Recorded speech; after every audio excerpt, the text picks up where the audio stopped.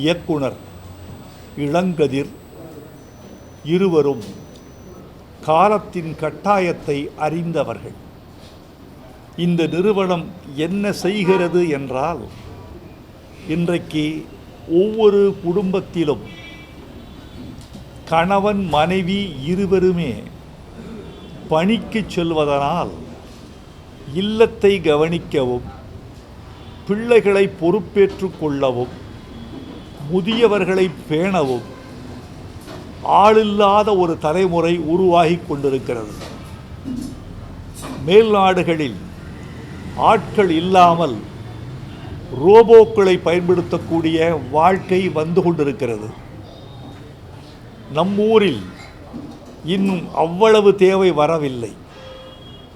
இன்னும் நல்ல பணியாளர்கள், தொண்டு செய்கிறவர்கள் நமக்கு கிடைக்கிறார்கள். அடித்தட்டு மக்கள் நிறைய பேர் நம்மிடம் வசதியாக இருக்கிறார்கள்.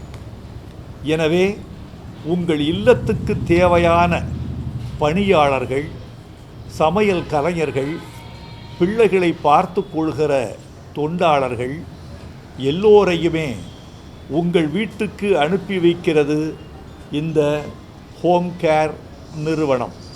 இதை திறந்து வைக்கத்தான் என்னை அழைத்திருக்கிறார்கள். சிறப்பு விருந்தினராக நம்முடைய ஓய்வு பெற்ற டிஜிபி சேகர் அவர்கள் வந்திருக்கிறார்கள். இவர்களுக்கெல்லாம் என் வாழ்த்துக்களை தெரிவித்துக் கொள்கிறேன். இந்த உங்கள் தேவை இல்லாமல் சமூகம் இயங்காது. நீங்கள் தினந்தோறும் தேவைப்படுகிறீர்கள், ஒவ்வொரு வீட்டுக்கும் தேவைப்படுகிறீர்கள். ஆங்கிலத்தில் சொல்வார்கள் டிமாண்ட் அண்ட் சப்ளை என்பார்கள். உங்கள் டிமாண்ட் ஒவ்வொரு வீட்டுக்குள்ளும் இருக்கிறது, உங்கள் சப்ளை ஒவ்வொரு வீட்டுக்குள்ளும் நிகழ்கிறது. இந்த நிறுவனம் வளர வேண்டும், வாழ வேண்டும், உங்கள் தொண்டு தொடர வேண்டும் என்று வாழ்த்துகிறோம். டிஜிபி 2 வார்த்தை சொல்லுங்கள். 2 வார்த்தை சொல்லுங்கள்.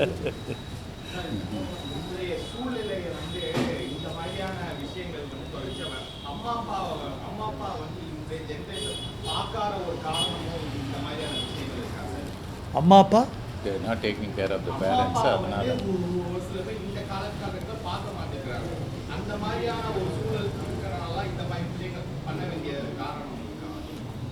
உறுதியாக சமூகம் அந்த நெருக்கடிக்கு தள்ளப்பட்டு விட்டது. தாயை பராமரிக்கக்கூடாது, தந்தையை பராமரிக்கக்கூடாது என்று எந்த மகனும் நினைப்பதில்லை, எந்த மகளும் நினைப்பதில்லை. காலம் அவர்களை அந்த கட்டாயத்திற்கு தள்ளுகிறது. தன்னை பார்த்து கொள்ளவும், தன் நிறுவனத்தை பார்த்து கொள்ளவும், தன்னுடைய பணிகளை பார்த்து கொள்ளவும் மனிதர்கள் நேரமில்லாமல் தவிக்கிற பொழுது தாய் தந்தையரும் பல இடங்களில் கைவிடப்படுகிறார்கள். அவர்களை பார்த்து கொள்வதும் இவர்கள் தேவை. மகன் செய்ய வேண்டியதையும் மகள் செய்ய வேண்டியதையும் இந்த ஜெய்ஸ்ரீ ஓம் சக்தி கேர் நிறுவனம் செய்கிறது. வாழ்த்துகிறேன்.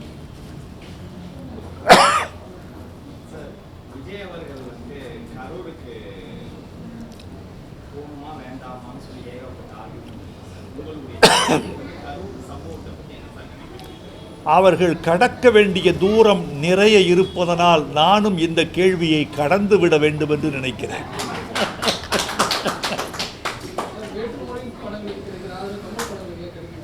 அப்படியெல்லாம் இல்லை. ஆதரவு என்பது நல்ல படம், சரியில்லாத படம் என்பதை பொறுத்துத்தான் ஆதரவே தவிர தமிழ் படம், பிறமொழி படம் என்று வேறுபாடு இருப்பதாக நினைக்கவில்லை. ரசிகனுக்கு பிடித்தால் பார்க்கிறார், மீண்டும் மீண்டும் வந்து பார்க்கிறார், குடும்பத்தோடு பார்க்கிறார். ரசிகனுக்கு பிடிக்கவில்லை என்றால் நிறுத்தி கொள்கிறான். நல்ல படம், கெட்ட படம் அல்லது இந்த வார்த்தையை விட ரசிகனுக்கு பிடித்த படம், ரசிகனுக்கு பிடிக்காத படம் என்றுதான் நாம் பிரித்து கொள்ள வேண்டுமே தவிர பிறமொழி படம், தமிழ் மொழி படம் என்றெல்லாம் இல்லை. தக்காளி எங்கு விளைந்தால் என்ன, சரியான பதத்தில் இருந்தால் அது பெங்களூர் தக்காளியோ, தர்மபுரி தக்காளியோ, தேனி தக்காளியோ தேவையில்லை, ஆந்திரா தக்காளியோ.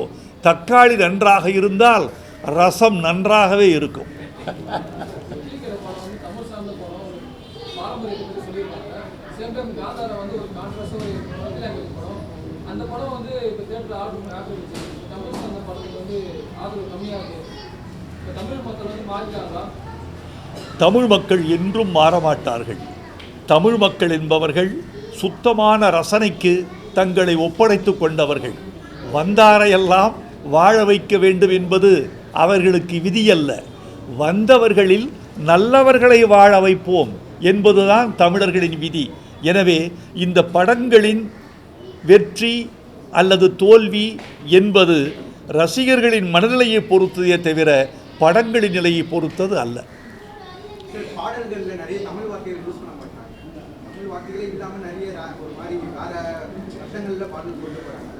உங்கள் கேள்வியை நான் மாற்றி கேட்க வேண்டும் என்று ஆசைப்படுகிறேன். பாடல்களில் தமிழ் மொழியை பயன்படுத்துவதில்லை என்பது தப்பு.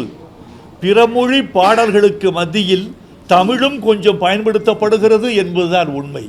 பிறமொழி ஆங்கிலத்திற்கு மத்தியில், சமஸ்கிருதத்திற்கு மத்தியில் அல்லது ஓசைகளுக்கு மத்தியில் ஓசை இசை என்பது ஓசையாகிவிட்டது தம்பி. இது ஒரு மிகப்பெரிய விபத்து. அதனால் மொழி என்பது ஒலியாகிவிட்டது.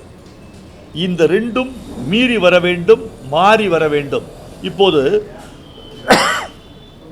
ஒரு செய்தி சொல்கிறேன். 25 ஆண்டுகளுக்கு முற்பட்ட படங்கள் மீண்டும் இப்போது மறு வெளியீடு காண்கின்றன. குஷி மறு வெளியீடு காணப்பட்டது. ரிதம் மறு வெளியீடு காணப்பட்டது. மனிதன் மறு வெளியீட்டுக்கு தயாராக இருப்பதாக எனக்கு செய்தி வருகிறது. இந்த 3 படங்களையும் பாருங்கள். Rhythm AR Rahman, Vairamuthu. குஷி தேவா, வைரமுத்து. மனிதன் சந்திரபோஸ், வைரமுத்து. இந்த படங்களெல்லாம் மறு வெளியீடு காண்பதற்கு நடிகர்களும் கதையும் வெற்றியும் மட்டும் காரணமல்ல, பாடல்கள் காரணம். பாடல் என்பது இப்போ தாழம்பூவை வைப்பாங்க பெட்டிக்குள்ள, பட்டுப்புடவைக்கு பக்கத்தில் தாழம்பூவை வைப்பாங்க. தாழம்பூவின் நறுமணமும் அதன் மருத்துவ குணமும் பட்டுப்புடவையில் பூச்சிகள் சேராமல் பார்த்து கொள்ளும். நல்ல பாடல்கள் தாழம்பூ செய்கிற வேலையை செய்கின்றன. நல்ல பாடல்கள் ஒரு படத்தை துருப்பிடிக்க விடாமலும், ஒரு படத்தை பூச்சி எரிக்க விடாமலும், ஒரு படத்தில் பழைய பாசி பிடிக்காமலும் பார்த்து கொள்கின்றன. நல்ல பாடல்கள் வேண்டுமென்றால் பழைய பாடல்களை தேடுகிறார்கள். இன்றும் அப்படித்தான் நிலைமை இருக்கிறது. வெகு விரைவில் இது மாறும். என்ன என்னுடைய கருத்து, நான் உறுதியான கருத்தை சொல்லுகிறேன். படங்களில் குடும்பம் இல்லை. குடும்பம் இல்லாமல் பாடல்கள் இல்லை. படங்களில் காதல் இல்லை. காதல் இல்லாமல் பாடல்கள் இல்லை. படங்களில் பெண்களுக்கு முக்கியத்துவம் இல்லை. பெண்களுக்கு முக்கியத்துவம் இல்லை என்றால் கதை சத்து இருக்காது. கதை சத்து இல்லை என்றால் பாட்டு சூழல் இருக்காது.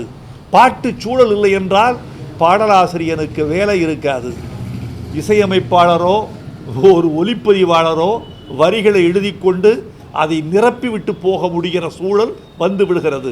எனவே நல்ல கதை, நல்ல இசை, பெண்களை பற்றிய கதை, காதல் கதைகள், வாழ்வின் மர்மங்களையும் வாழ்வின் மேன்மைகளையும் மெல்லிய மதிப்பீடுகளையும் உயர்த்தி பிடிக்கிற கதைகள் வந்தால் பாட்டு மீண்டும் திரையுலகில் அரசாளும்.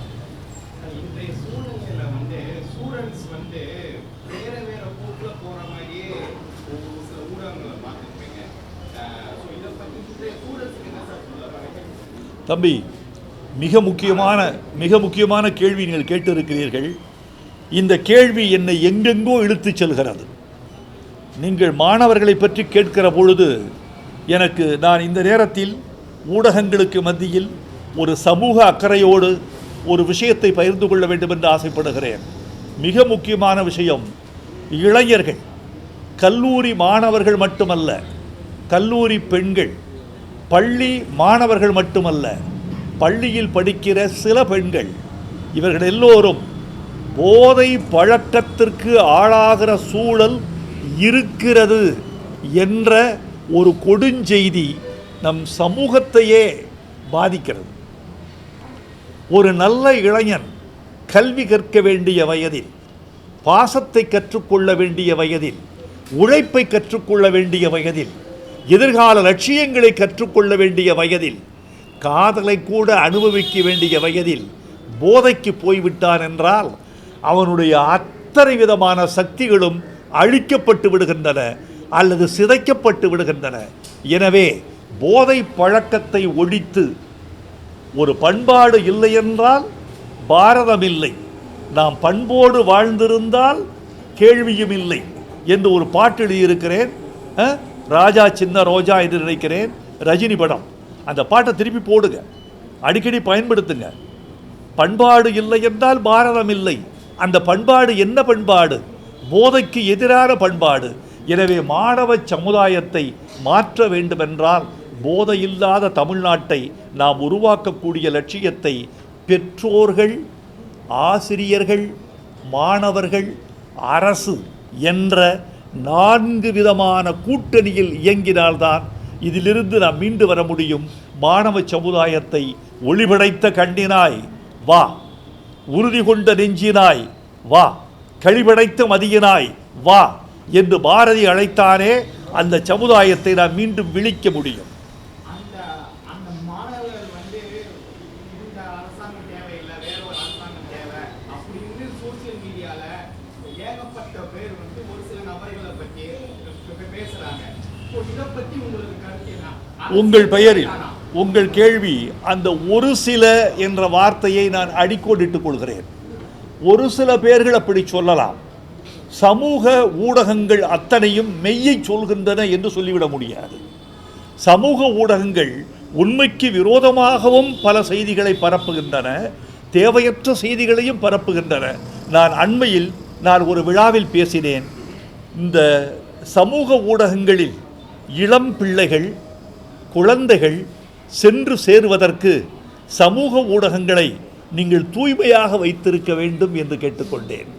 குழந்தைகளை சாக்கடைக்கு பக்கத்தில் எந்த தாயாவது விளையாட விடுவாளா? நெருப்புக்கு பக்கத்தில் தன் குழந்தையை விட்டுவிட்டு வெளியே போவாளா ஒரு தாய்? சமூக ஊடகம் நெருப்பைப் போலவும் சாக்கடையைப் போலவும் சில நேரங்களில் சில பேரால் அல்லது பல நேரங்களில் பல பேரால் ஆக்கப்படுகிறது. அப்படி ஆக்கப்பட்டால் அந்த ஊடகத்திற்குள்ளே இளைஞர்கள் எப்படி செல்வார்கள்? குழந்தைகள் எப்படி செய்யும்? கல்வி கற்பவர்கள் எப்படி செல்வார்கள்? வாழ்க்கையை நேசிப்பவர்கள் எப்படி செல்வார்கள்? எனவே சமூக ஊடகங்களை திருத்துகிற பணியும் நமக்கு இருக்கிறது. சமூக ஊடகங்களை மேம்படுத்துகிற பணியும் நமக்கு இருக்கிறது. சமூக ஊடகம் ஒரு விடுதலையை கொடுத்திருக்கிறது, உண்மையாக ஒரு பெரிய விடுதலையை கொடுத்திருக்கிறது. அந்த விடுதலை இந்தியாவுக்கு வழங்கப்பட்ட விடுதலையைப் போல தப்பாக ஆகிவிடக்கூடாது. கவனம்.